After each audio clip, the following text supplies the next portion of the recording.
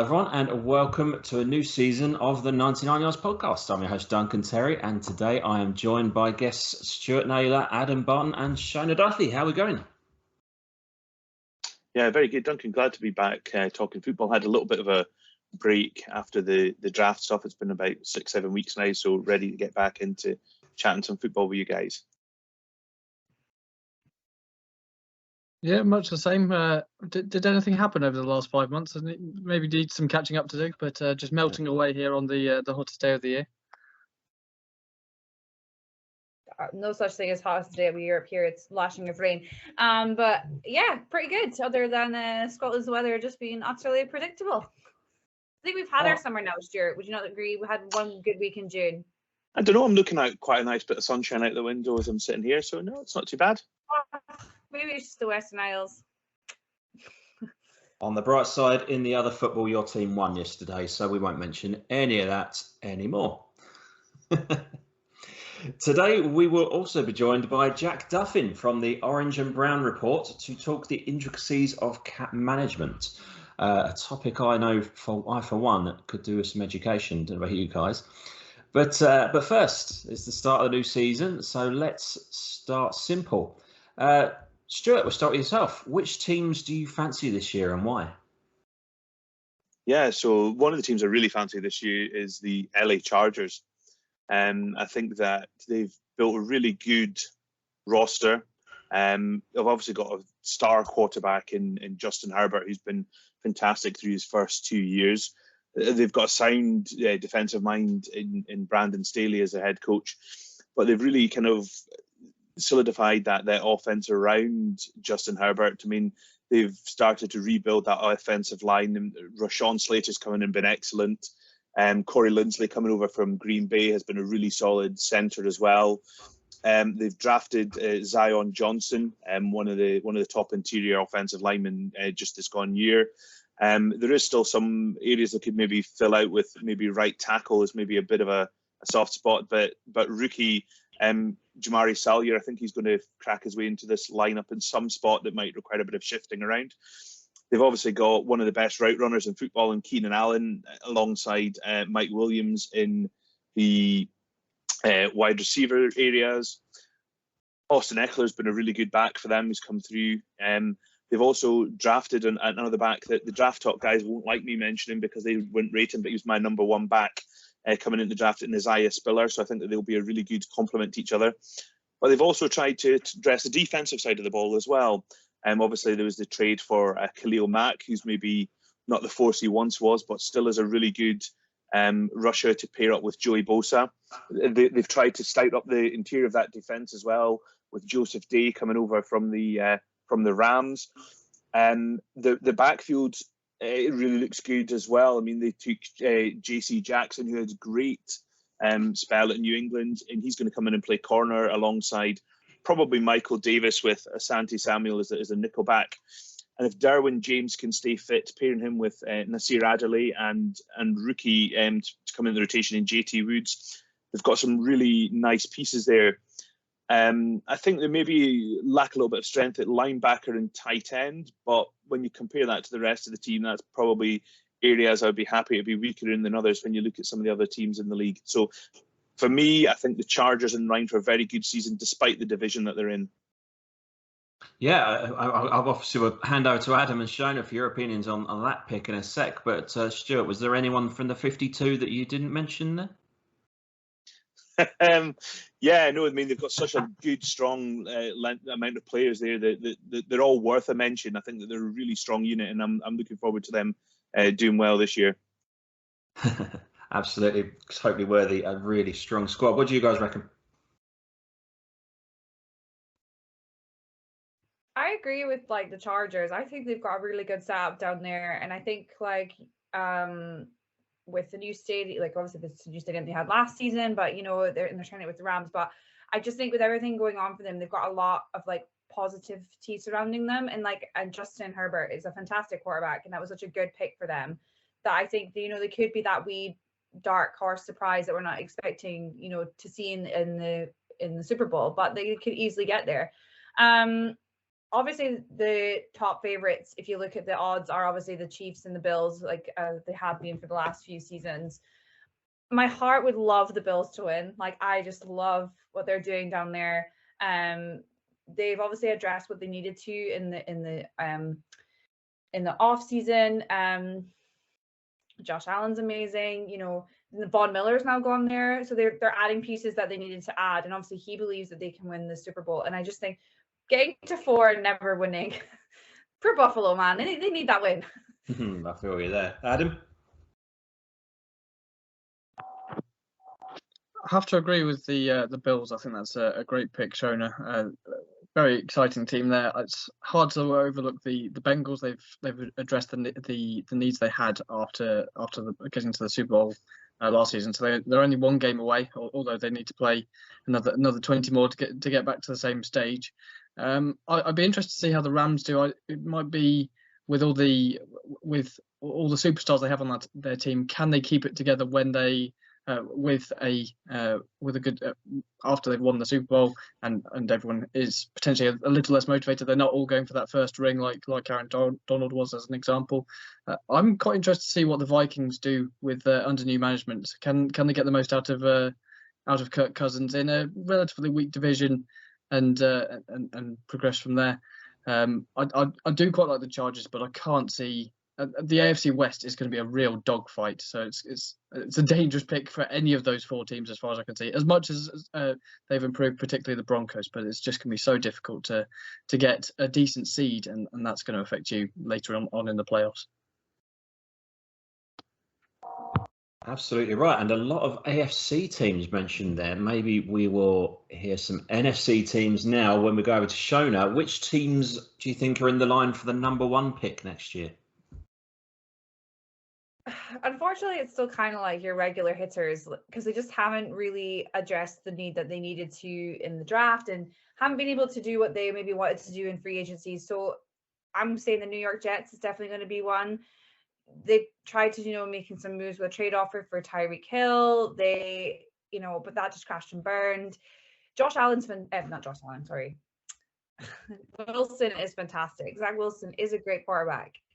But you need to put pieces around him because, he's still a rookie, and it's like putting a lot of eggs in one basket on this second-year quarterback to do the business for you in New York.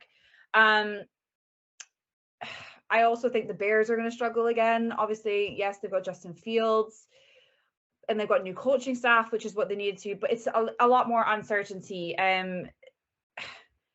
You can't really predict what's going to happen. They could completely outperform, and they could, completely surprise me, not be close to the number 1 pick. But I just think that their growth necessarily won't come from Herbert alone. Like, they need to add a couple of players before the start of the season and spend their money to continue to build for the future. I think they're very much building towards that future at the moment, and they're not quite there. So I still think they'll be in and around the top 10.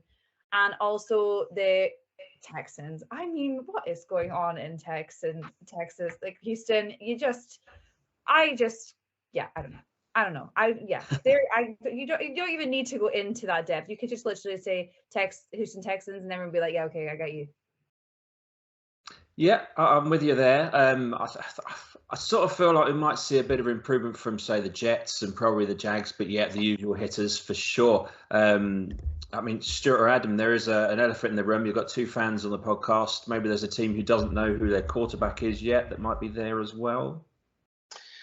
Yeah, I wasn't going to go there, and I don't think I will, because the one team that really stands out for me is Shona's already touched upon them, the Chicago Bears. I think they have really done a bad job of building something for a quarterback in Justin Fields. I can't think of a worse situation for a quarterback going into the second year than Fields. They've got pretty poor offensive line. Out with Darnell Mooney, who they really got catching passes for them. The running game is okay. The defense, to try and keep him off the field and give him a little bit of leeway, is nothing special at all. I mean, they've got Roquan Smith and Robert Quinn, but who else? They're putting a lot of the first 2 picks in the draft were both rookies in the defensive side of the ball, and they're both going to be starters. And you know how rough that can be for rookies as well. And I think this maybe jumping ahead, if they were in the number 1 pick as well, I think that's a really difficult spot for them to be in if they pick in number one. And if I was the Bears, I'd want to get out of that spot, because do you pick a quarterback where you're giving up on Justin Fields? Do you pick the best player in the draft, which potentially is going to be Will Anderson from Alabama, on the defensive side of the ball? You've still not improved anything for Justin Fields. So even if they do pick number one, I think the Bears won't actually pick number one. That's an interesting one. Absolutely agree with everything. It's a difficult time for Justin Fields. He's a talented guy, and you can feel sorry for him. Adam, maybe we can squeeze that last team from you. I've got an answer, but not the answer you're looking for. It's definitely one of the ones I was considering. I'm not sure how they'll perform with Justin Fields. It's another new offensive system for him to work with, and that's never going to help. I'm quite excited about the Jets, to be honest. They had one of the best drafts of anyone, and even if they're not that good this season, they know they've improved around Zach Wilson in terms of improving the offensive line and bringing in a great quality wide receiver. So they'll know by the end of this season whether Zach Wilson is the answer or not, and can move forward from there. So that's promising. The one thing they have against them is the Bills are very good. The Patriots were decent with Mac Jones, and the Dolphins went on a bit of a spending spree getting Tyreek Hill. So it could be a bit of gridlock in the AFC East as well. The team I was going to go with is the Falcons, where they just have absolutely nothing. They've got rid of all their talent. I'm not saying that they should have kept Julio Jones around or Matt Ryan so much. I think I wrote about him earlier, or at the back end of last season, of it's sort of time. What do they do with him? But there's not even any marketable stars, let alone whether they're any decent players. And you're just thinking, where are the wins coming from there? And they've got to play an exciting Buccaneers team, obviously twice a year, and admittedly not much else. So maybe they pick up a few wins when they shouldn't. But if they were in an AFC East or West, then you'd think they'd go 1-16 probably. Yeah, that's a great pick as well. I was seeing if any of you were going to mention the Seahawks. I'm not going to either, because I don't think we're picking number one. I've mentioned this before. We picked a running back in the second round to go with Penny. We may not know who out of the two quarterbacks it is at the moment. It may not be either of them yet. But this is exactly what Pete Carroll did in his first year in Seattle. They played hard in the running game with Marshall Lynch, and we had Tavares Jackson at quarterback. And they made the playoffs, albeit with a 7-9 record. But I don't think they were picking number one either. I think there's enough going on there. Back to yourself, Adam. Just for the last time, who are your favourites for MVP this year? Well, I think there's two that stand out from the crowd when you're looking at the betting odds. But being Josh Allen and Patrick Mahomes. Josh Allen has his career arc is absolutely stunning in how he's improved from someone who was just a running quarterback. He didn't have any. He didn't come into the NFL with any real known talent with his arm. He may have had a strong throwing arm, but that was about it. And he's grown so much finesse over the last few years. The numbers that he has in the passing game have just gone off the scale. Obviously, Patrick Mahomes is always going to be in the running as well, but I'd go for a couple of now third-year quarterbacks. One who's been in the Super Bowl in Joe Burrow. My personal favourite would be Justin Herbert, and there's always the threat of the Legacy Award now that everyone knows that it's Tom Brady's last season, because I think he would have got it last year had he announced his retirement before the voting. So it may well be that he has a terrible 6-11 season with the Bucs, but they give him the MVP just because it's Tom Brady, and he's a bit short of MVPs compared to the rest of his accolades throughout his career.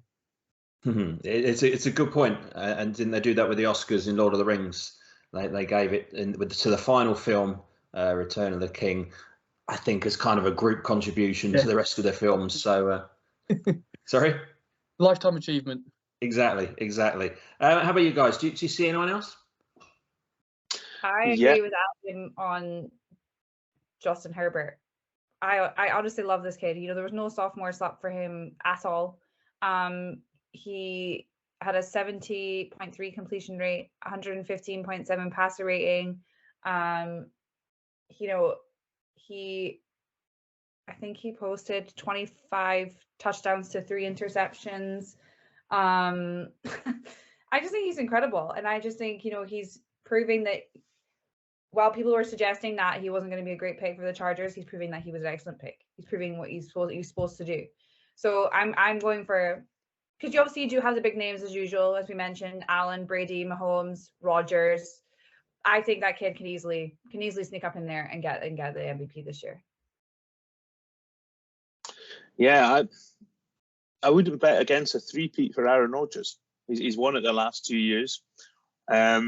He's lost his top wide receiver in Devontae Adams, who's gone off to reunite with Derek Carr. He's got a bit of a collection of receivers, some of them who are rookies and potentially to be good. But if Aaron Rodgers plays well, wins 10, 12, 13 games, which is easily to do in the North, he could still be there. You know, would you bet against Aaron Rodgers if he's won 13 games this season, of which is an easily doable feat, and he's going to chuck a load of touchdowns. He's still going to do what he did last year. He could be in the mix again. It's an interesting one. I was going to say I would bet against Rodgers because of losing the guy who's been his only receiver for the last couple of years. I was also said similar of Mahomes in losing Hill. Obviously, still got Kelsey, but I think the odds are moving slightly against the big two at the moment. Be interesting to see coming into the season. Mm-hmm. Just not Rodgers again, please. It's just not getting any better, is it?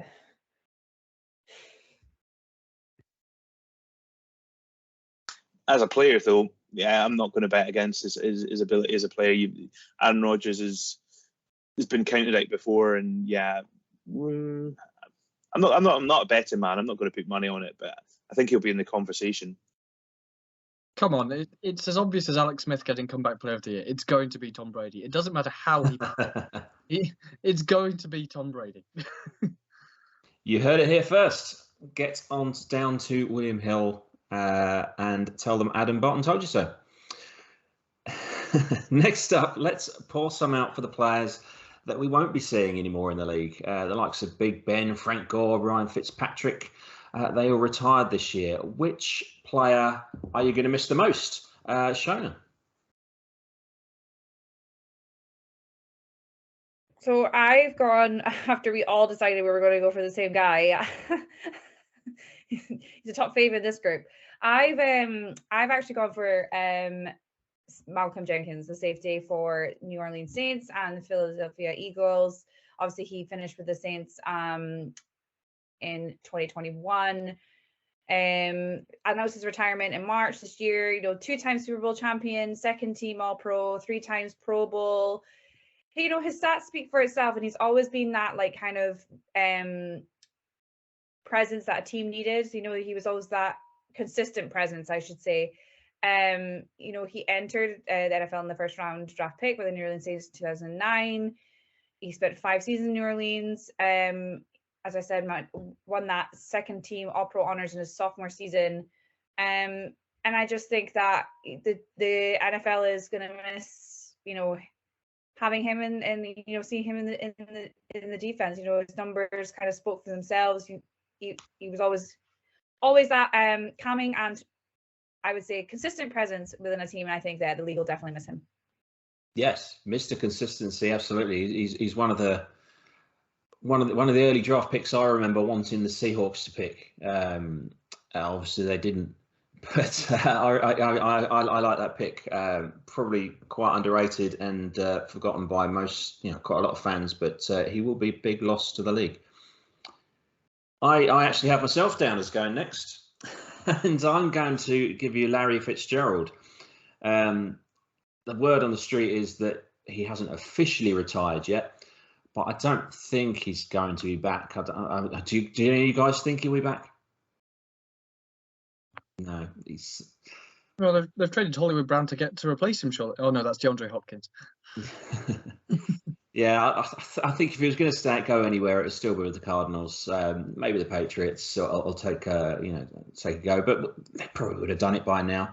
And I think to go out quietly like this is a real travesty for the guy. He entered the league 3rd round draft pick in the year of the quarterbacks. He was shortly before Phil Rivers, and first draft pick in that year was Eli Manning. As we know, the two players switched positions and went to different teams, but I'd argue that Larry Fitzgerald was the best player in that draft. Certainly, I remember him most for that crazy playoff run in 2008, where he broke all of Jerry Rice's playoff records for one season. He got 30 receptions, 546 receiving yards, and 7 touchdowns, which is just insane. And if you ask me, they should have won that Super Bowl. It was just immensely such a presence, just the enormous figure of a man, so recognisable. It won't be the same without him, I don't think. Adam, I've got you as next. I was going to go with Tom Brady. Oh no, wait, he's the longest 43 days of my life, that retirement. But I think it has to be the inconvenient truth, Frank Gore, who ends up third all time in rushing yards with exactly 16,000 yards, and conveniently he played 16 seasons, so averaged out 1,000 yards a season. That's the longevity that he had. I don't think is ever going to be repeated certainly at the running back position. That's just ridiculous across 5 teams and largely with the Niners, but a few stints elsewhere. Just a great player, a real throwback. And I was going to throw in just a shout out to Eric Weddle as well. Just obviously having retired and taken effectively 2 years out between being off 2020 and then coming back in the 2021 playoffs. And he was a factor in the Rams winning a Super Bowl. So he goes out on top and finishes the playoffs with 18 tackles and a tackle for loss. What more can you want from someone who literally hasn't played in 2 years? So a shout out for Weddle as well. Mm-hmm. A cheeky 2 for 1 there from Adam. But do any of you guys think that Frank Gore is not a Hall of Famer? Because I certainly do. No, he's a Hall of Famer. Get him in there. I think he might have to wait though. That's the thing. You just love seeing his name pop up every offseason. You're like, oh, Frank Gore signed a 1-year deal, and you're like, come on, Frank. Yeah, absolutely. Frank the Tank. It was a 1-day deal this year. It was a 1-day deal. Yeah, he was always going to do that though. He was always going to do that. Stuart, last up, you get the guy that everyone wanted originally. Who have you got? Yeah, for regular listeners of our Draft Talk podcast, it'll be no surprise that I picked an offensive lineman. So Andrew Whitworth, for me, is a guy I'm going to miss most. And now that he's retired, it makes officially Tom Brady the only player in the NFL who's older than me. So it's pretty depressing, but yeah, so what a way to go out. Walter Payton Man of the Year, Super Bowl champion, a 2-time first team All-Pro, a second team All-Pro, 4 Pro Bowls, had a decade of stellar service with the Bengals before switching over to the Rams. What a perfect way to finish out his career. Just an exceptionally solid left tackle, and to have that longevity on an offensive line in a brutal position is something to be commended. So I think I'll be sad to see Whitworth riding off into the sunset. Yeah, it's a great pick. Someone for me who I didn't really know very much about until he left the Bengals. So I guess that's a sign of the team throughout the 2010s. But yeah, he's really been such a great player through the twilight of his career. 4 great picks there, and many more who we're going to miss going into the next season. I think the other one we probably have to throw out to you is Fitzmagic, Ryan Fitzpatrick. What a guy! Yeah, just on the fact that he just seems an awesome dude with an awesome beard. He's done some exceptional things, really, when you think about it. He's been everywhere. He's thrown passes for a touchdown against the Eagles with 7 different franchises, which I think teams are going to struggle to be beat. And yeah, he's just been a better quarterback, I think, than he's probably given credit for. Yes, he has just some plays where you think, what are you doing? But he just seems to have that attitude. Do you know what? I don't care. The next play, I'm going to just be amazing again. And I think to have such a longevity and he seems like he's a guy who's had so much fun doing it as well. I think everyone will miss a little bit of Fitzmagic on a Sunday. I love the fact that the Amish rifle gets a shout out and Ben Roethlisberger doesn't. That's just fantastic for me. I just couldn't bring myself to say Big Ben. I just couldn't. I couldn't do it. I certainly didn't want to. Well, next up, we have a real treat of a guest. Jack Duffin joined me to talk a little around understanding the NFL's salary cap. So, welcome to 99 Yards, Jack Duffin from the Orange and Brown Report. How's it going, Oren? I'm doing great. It's nice to do a show in the UK where you're not having to plan times and like, is that +5, is that +6, and work out random timing. So, no, pleasure to join you. I know what you mean, trying to work out what mountain time is and everything. where in the US everyone is, I can appreciate that. We dragged you on here to talk a little bit about salary cap. That's a mystery to most NFL fans, certainly myself. I've got my I don't mind if I'm just here so I don't get fined t-shirt on. That's about as far as I go on the money side of things, unfortunately. But I mean, let's kick off. You cover this Orange and Brown report. So as far as I understand it, the salary cap is calculated every year by a percentage of team revenues, total team revenues, divided by the 32 teams. Is that about accurate? Yeah, so it's a combination of formulas where money comes in through TV deals and other stuff. But it's effectively every team has the same starting number. So the league will say, hey, this is the amount. And then what they'll do after that year is teams will roll over. So a bit like, hey, with your salary in a job, if someone earns 20K a year and you go, my budget's 20K, if you only spend 17K, hey, you've got 3K extra to roll into next year. And then suddenly, if you're still earning 20K next year, well, everyone in your job might have the 20K, but you've got 20K plus 3. And that's sort of where the rollover comes into. But I think part of the misconception comes with the salary cap is every dollar a player is given has to count. The salary cap and the way it works is an accounting mechanism, and you can backload, you can do tricks to sort of move it into later years. But if you give a player $1 million, that $1 million has to appear on there somewhere. It might be $1 million this year, it might be 200,000 for each of the next 5 years. There's lots of tricks there. But if you give it to the player, it has to go on the books. And that's sort of the misconception of you can magically make it disappear. You're not making it disappear. You're just doing the same way someone buys a sofa. Generally, anywhere around the world, if you go buy a sofa, they go, buy it now, pay for it in 3 years. You haven't just got a free sofa. You still have to pay for the sofa. It's just not the case that you've paid for it straight away.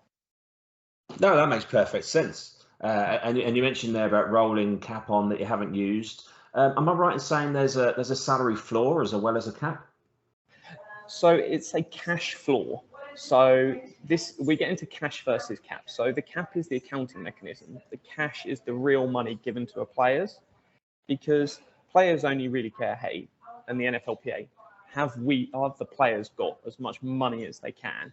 They don't really care if it's rolled over or, hey, if I give you 10 million as a signing bonus, and then we'll split that over the next 5 years of your deal, I've paid you 10 million. So you're like, happy days, I've got 10 mil.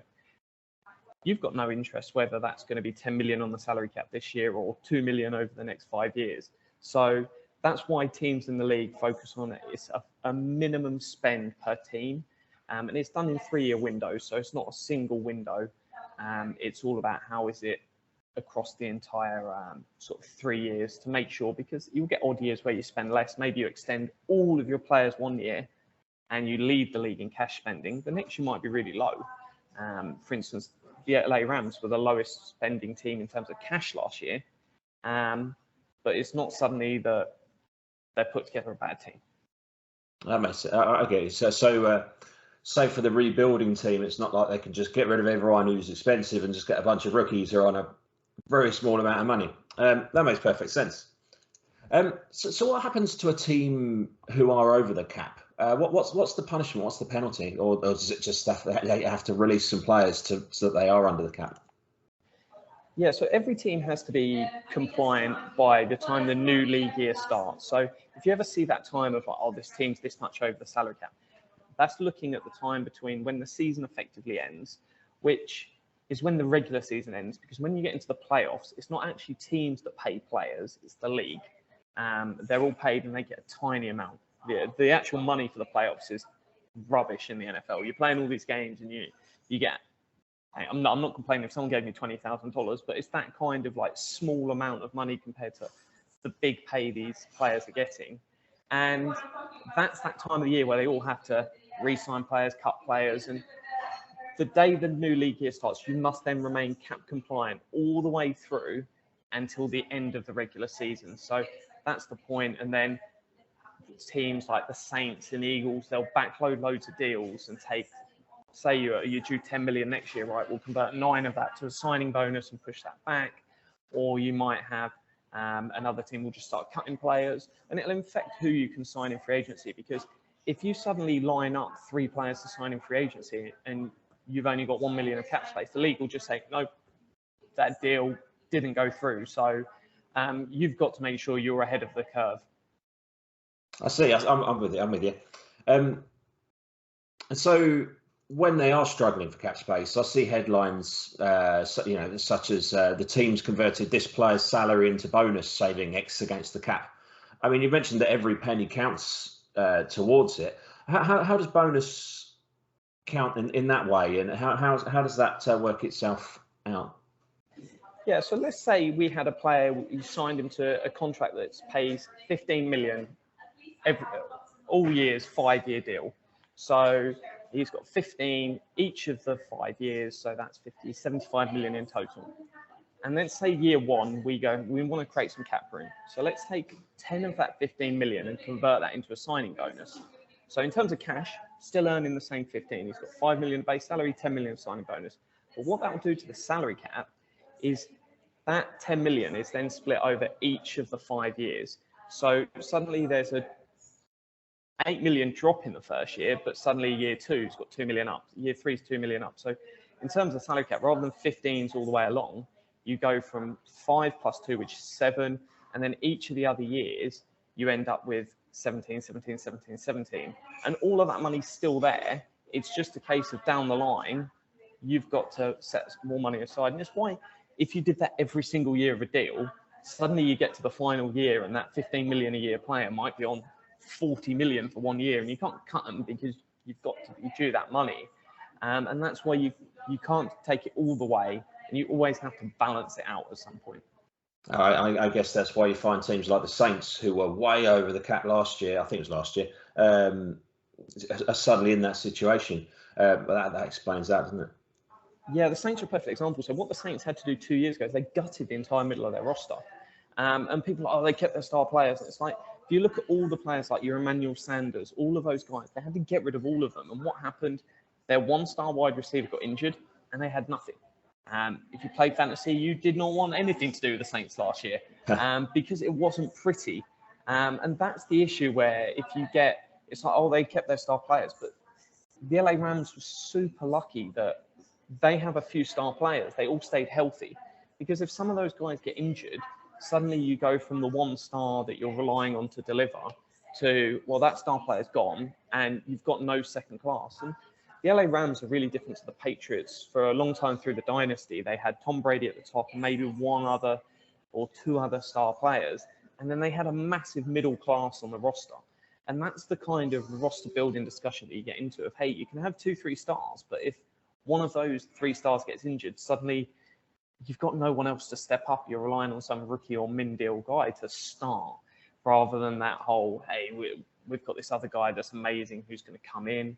And it comes down to that sort of roster building and philosophy standpoint. But injuries, it's that wrench you can never fully prepare for. And it suddenly makes a great team look like a really bad team through 1 or 2 guys getting hurt.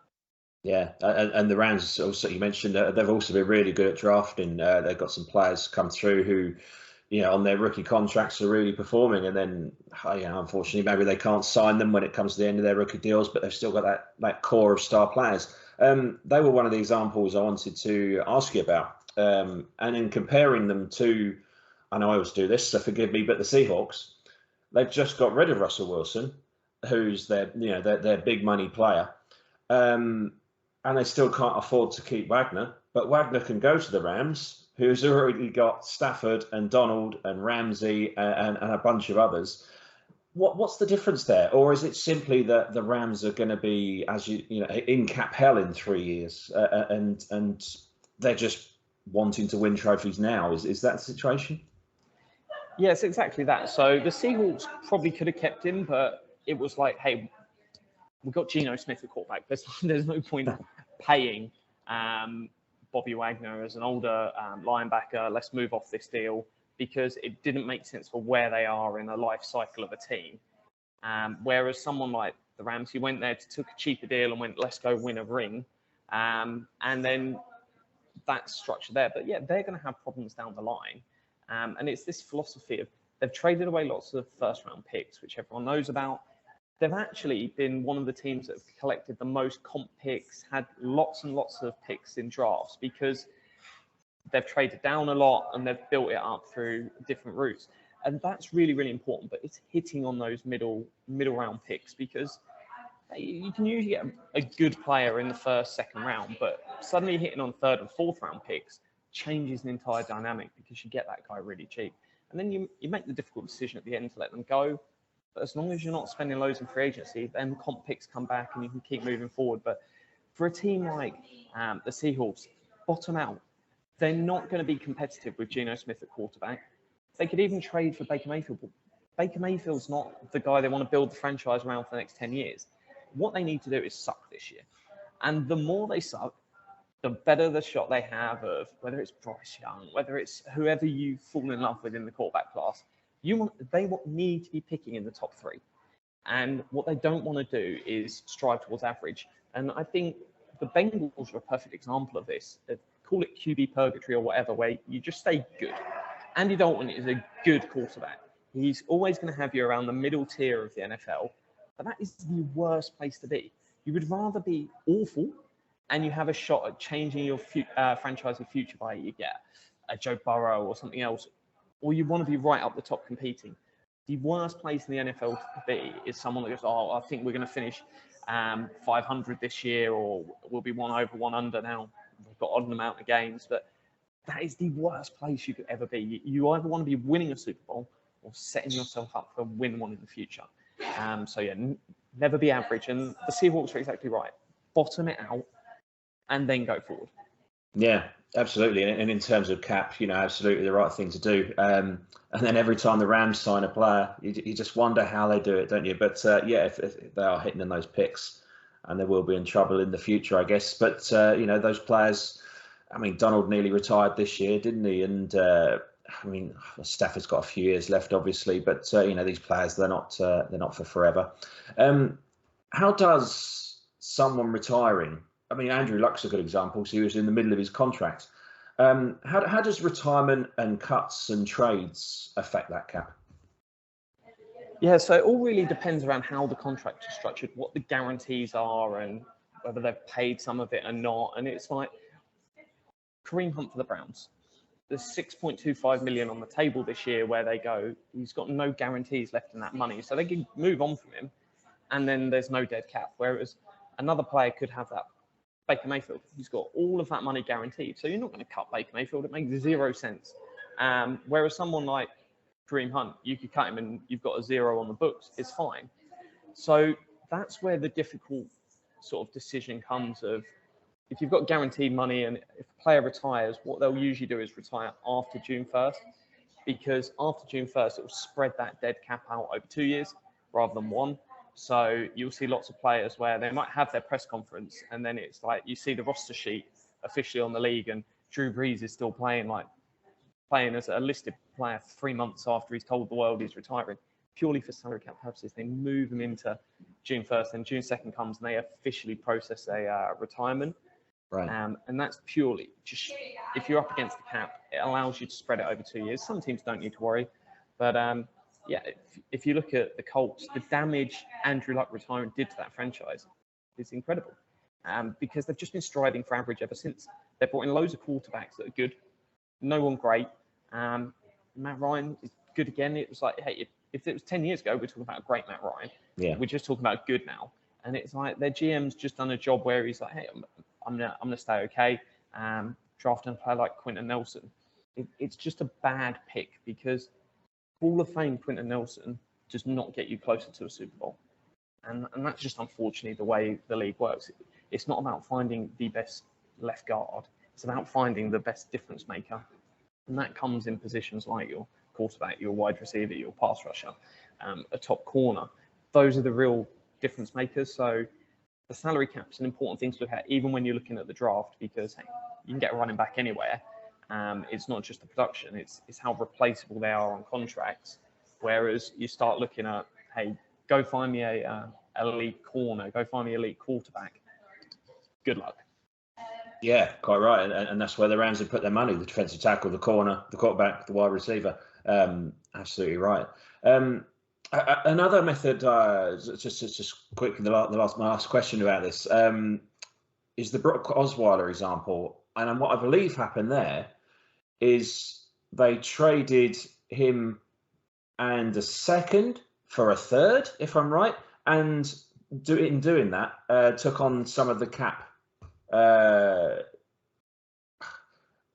You're nodding furiously. Enlighten me. Remind us what happened there, because it sounds like you can trade the cap or something. Or yeah, so it's the same way the situation Baker's in now. If they had guaranteed money on Brock Osweiler's contract, the Texans, and they wanted to get rid of that money, they wanted to free up that cap space. And so the Browns, Sashi Brown, complete innovator within the league, said, hey, we'll take that. I think it was 10, it might have been 12 million, the number. You give us a second round pick, and then we'll give you, I think it was a fourth we gave back to them. So effectively we upgrade a fourth round pick to a second round pick, and we took on, say, the 10 million of dead cap or whatever it was. Yeah. And that we turned that into Nick Chubb. That was what that pick then went on to become. So it's the idea that picks are basically worth cap space, because the same way if you get, if you draft Myles Garrett, #1 overall, say you're going to pay him, I forget what the deal is, let's say it's 25 million for five years of a deal through him being a rookie. Well, if you went and bought that player in free agency, suddenly you're looking at 125 million. So that first overall pick that was Myles Garrett is 100 million saving over the space of 5 years.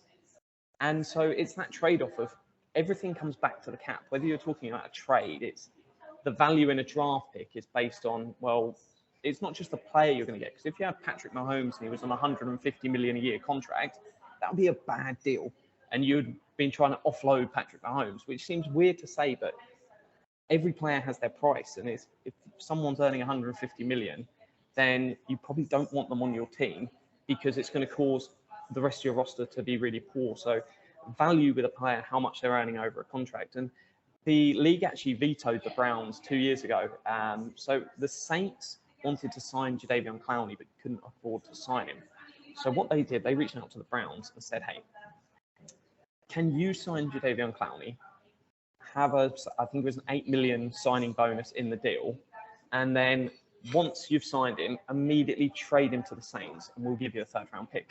And all they wanted was us to pay 8 of Clowney's 10 million contract and then instantly trade him. And I think they were going to give us a third round pick. Browns up for it. They thought, hey, third round pick for 8 million, done. And the league actually then vetoed it and said, we don't want to allow deals like this, because suddenly a player signs with a team and then instantly gets traded off. And the players have no rights in that situation. They can retire and not earn the money, but that's it. And it was a really interesting moment where the Saints, the Browns, the Eagles, they're sort of the 3 most innovative cap teams within the league, are constantly pushing the boundaries and seeing what can be achieved. And we'll see more of it. Baker's deal, when he's eventually traded, is going to be the Browns eating some of the contract. We saw it with Sam Bradford in the past. We saw it with Carson Wentz.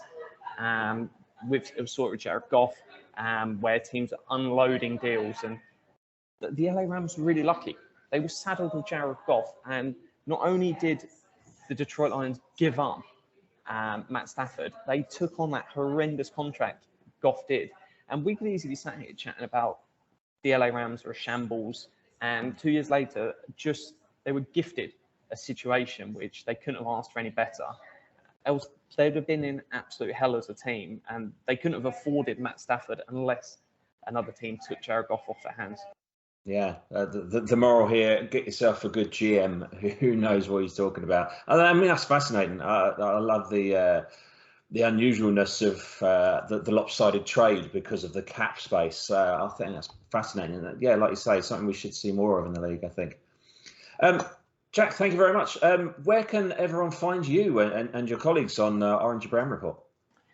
Yeah, so my Twitter is just @JackDuffin, JackDuffin. If you ever want cap stuff, the best place to go is just Over the Cap. It's overthecap.com, phenomenal website. I use it daily. It will show you the contract for every single player. It will show you the team's current contract state. All of that is the most up-to-date information you'll find anywhere on the internet. So I always recommend people use Over the Cap. But yeah, the OBR, we do loads and loads of Browns content. But no, thank you so much for having me on. That's been brilliant. Thank you very much. We'll speak to you again. Thank you again to Jack, and go and check out all of their content at the Orange and Brown Report. So last up for today, we're just going to start our new series for the off-season. Now we're going to look at some of the biggest trades of the last few years. We're always saying, you know, we can't judge this and that trade until we know who teams are picking, until we know how that rookie is going to turn out. So now's the time to judge. Back in 2018, the Bills made a trade to be able to take Josh Allen in the 2018 draft in the first round. They also got a 7th round pick and chose wide receiver Austin Proehl. New name on me.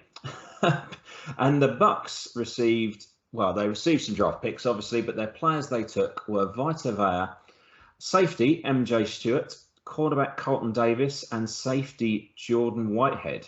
So you've got Josh Allen, the future of the franchise, versus 3 Super Bowl winners for the Bucks. Let's start with Adam, because you're looking keen. Who won that trade? I've got to say the Bills won the trade.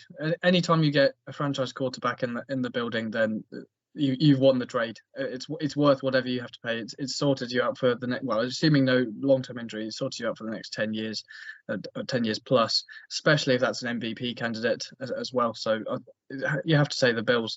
But equally, I was very tempted by the fact that Vita Vea was pivotal to the Super Bowl run for the Bucks. So it was tough. But if you can get a franchise quarterback, then you've won the trade. Shona, I know you're a big Josh Allen fan, but the Bucks won a Super Bowl. Yeah, I'm Switzerland in this because I'm saying TBC. Because yes, I love Josh Allen. He's incredible. Franchise tagged, obviously, as Adam says, spot on. However, the Bucks have won a Super Bowl. Like, they won a Super Bowl when they basically got Tom Brady and they got these players and they won a Super Bowl when the season before they were basically nowhere. So you can't really say at the moment. For me, I can't say who's won yet until until like the Bills get that Super Bowl, which I know they will. I will hope in my heart they do. I'm TBC. It's a good trade for both at the moment. Fairly even one then, Stuart. Yeah, let's even it up. I'm going to be the villain of the piece and say the Buccaneers won this trade. And for me, football is all about winning the Super Bowl. Everything else is second. They secured with that trade. They secured Vita Vea, Carlton Davis, and although Jordan Whitehead's now with the Jets, they secured 3 players who played a significant role in that season that they won the Super Bowl.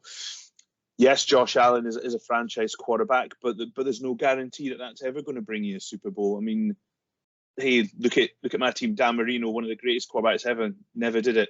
You know, is Josh Allen? He could go his whole career and never win the Super Bowl. The Bucks have done it. And for me, that was absolutely worth it for them. Those guys were not maybe the stars of the team, but they were all significant contributors. And if you can get significant contributors to win the Super Bowl, I'd take that trade all day long. Well, and then we have a deciding vote. Duncan, who are you going with? Well, this is it. And Stuart mentioned it there. Would you rather have had Dan Marino, Jim Kelly, who was the quarterback for the Bills during their it was four Super Bowls in a row, wasn't it, that they lost? Would you rather have that star quarterback, or would you rather have the trophy? It's got to be the trophy. Russell Wilson won it in his second year, so the team wasn't riding on his back at the time. I'd rather have the trophy. It's difficult because obviously they weren't the whole team. It's just 3 players. Tom Brady was the quarterback, and he is an elite quarterback, like Josh Allen. So it's so hard to make that judgment. But I am leaning towards the Bucks. I would say Ireland.